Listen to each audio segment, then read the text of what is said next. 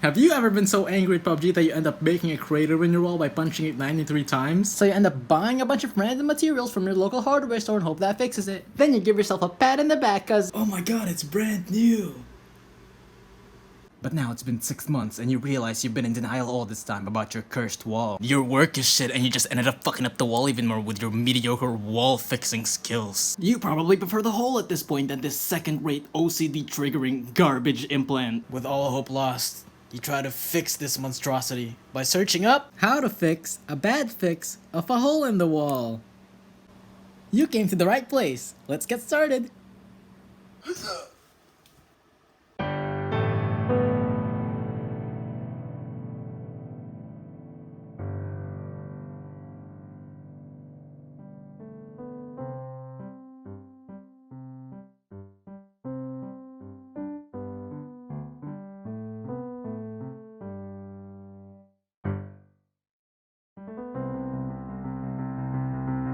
Step 1. Gather the required materials. The things you'll need are a mask, gloves, goggles, scissors, a jab saw or utility knife so you can cut yourself, drywall, a working drill, wood strips, some screws you don't need, cutters and drill bit, a measuring tape, a ruler, a drywall sheet, compound, a bucket, a putty knife, a wide putty knife, a reason not to kill yourself so you actually have to do this shit, sandpaper, a vacuum cleaner, drywall tape, a wall texture spray, or a brush, or an orange peel, primer, a paintbrush, or a paint roller, the correct colored paint your wall has, and finally some water. For the people who didn't follow along, pause now to see the list.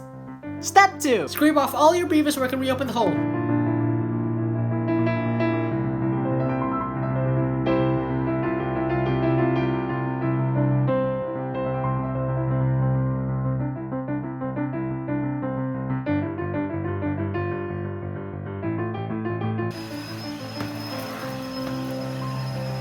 Now we continue to step 3.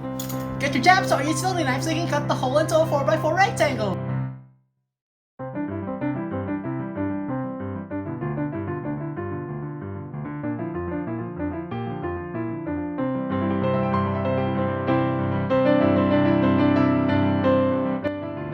Step 4. Drill your wood strips behind the wall. Make sure the screws are drilled all the way in.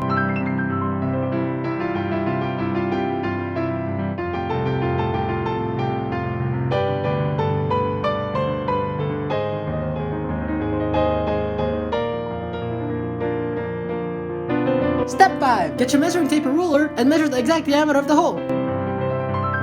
Next, trace those measurements onto your drywall. Now you can cut out that piece.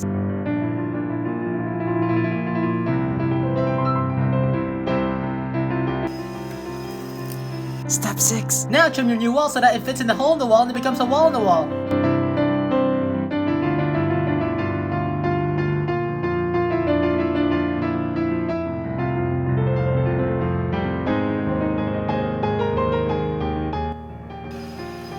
Step 7. Drill your drywall into the wood strips.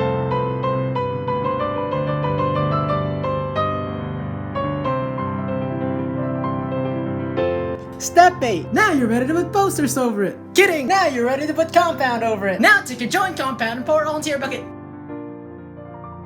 Now just add a dab of water and start mixing. Now you're ready to coat it over your wall.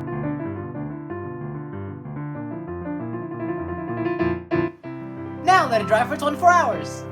Step 9. You're ready to sand your mud.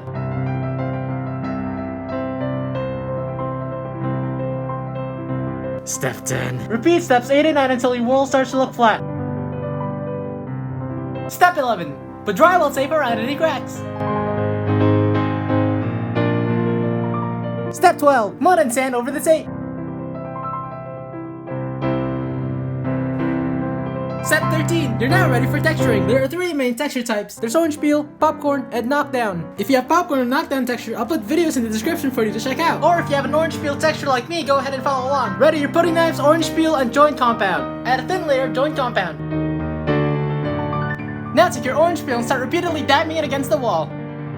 Wait around 5 minutes for it to dry up. Continue.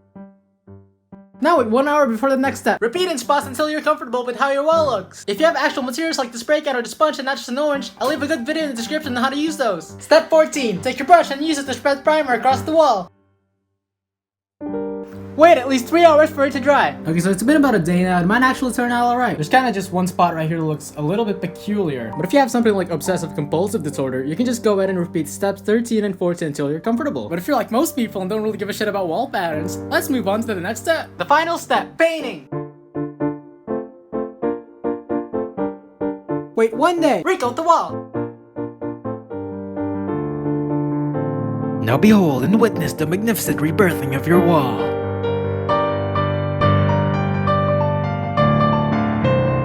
Okay, the orange might not have been my wisest idea yet. This is actually pretty bad texturing, especially in this part. I'm definitely not qualified to teach wall texturing, but this is proof that the orange does have some potential.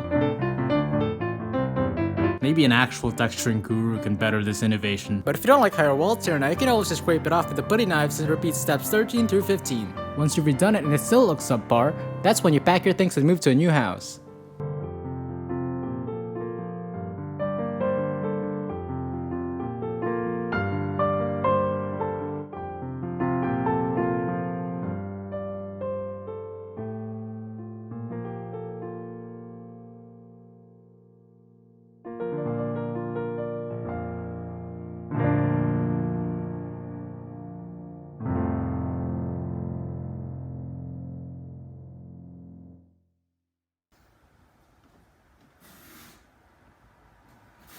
Good enough. Whatever, man. I'm not putting any more time onto this.